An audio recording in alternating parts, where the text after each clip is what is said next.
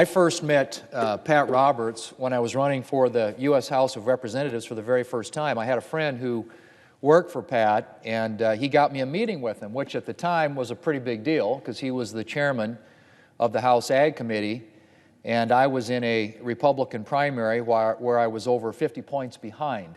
So the prospects weren't real bright that I was ever going to be somebody that would make it through and end up serving there, but nobody could have been more encouraging or kind.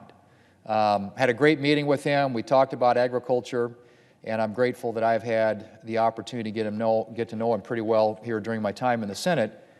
And one of the reasons we have so much common ground is we both come from states where agriculture is incredibly important. It's the #1 industry in South Dakota. And I've had the privilege of serving on the Ag Committee with Pat now for more than a decade.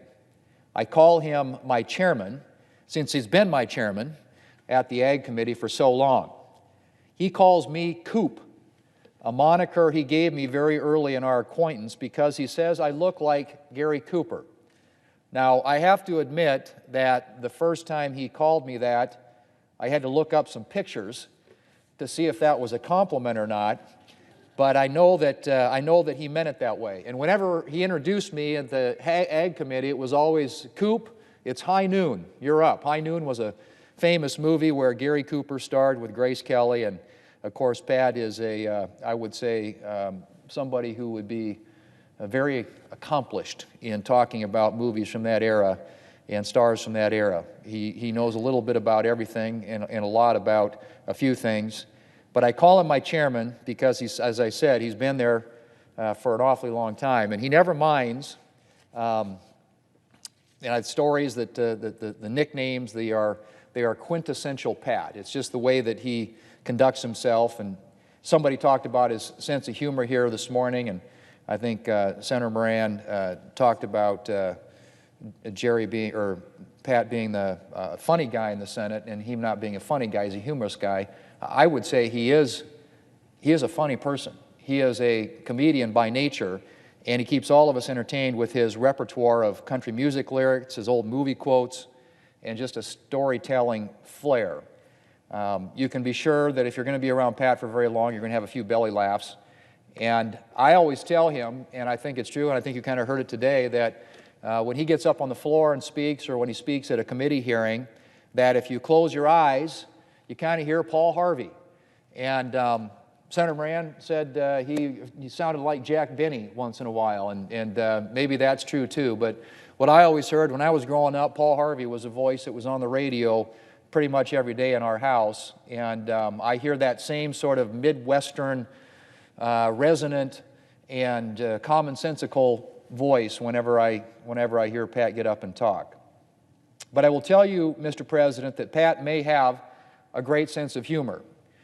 He does keep us constantly smiling around here, which is something we don't do near often enough, particularly these days. But he's also very, very serious when it comes to getting things done for the people of Kansas, and they couldn't have a better advocate.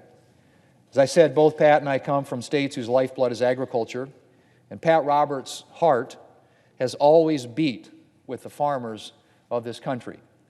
His advocacy for American agriculture resulted in his serving as chairman of both the House and the Senate agricultural committees during his career, and has already been noted, that is the first member of Congress in history, Mr. President, to have served as both the chairman of the House Ag Committee and the Senate Ag Committee. He's also the first member of Congress to have written and passed a farm bill in both chambers. I think he's worked, as they said earlier, on 8 farm bills in all, which is an incredible number.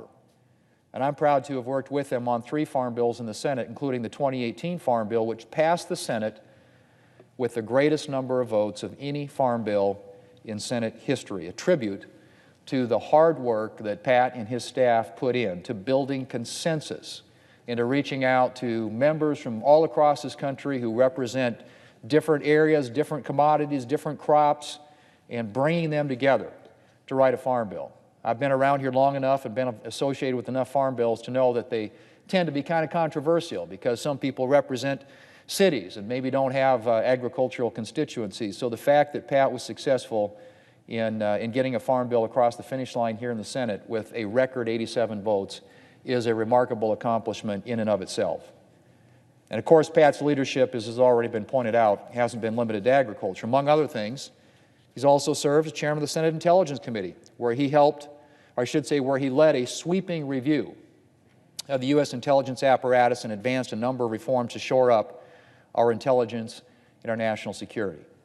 And then there's his work on biosciences, military issues, education, health care. And Mr. President, the list goes on and on and on. Pat has proudly represented the people of Kansas in Congress for 40 years, 16 in the House of Representatives and now 24 in the United States Senate.